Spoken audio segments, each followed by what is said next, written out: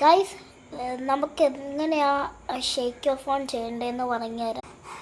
ആദ്യം തന്നെ നിങ്ങൾ ഒരു സ്ക്വയറിൻ്റെ ഒരു ബ്ലൂ കളർ ഇമോജി എടുക്കുക, പിന്നെ റെഡ് ഇമോജി എടുക്കുക.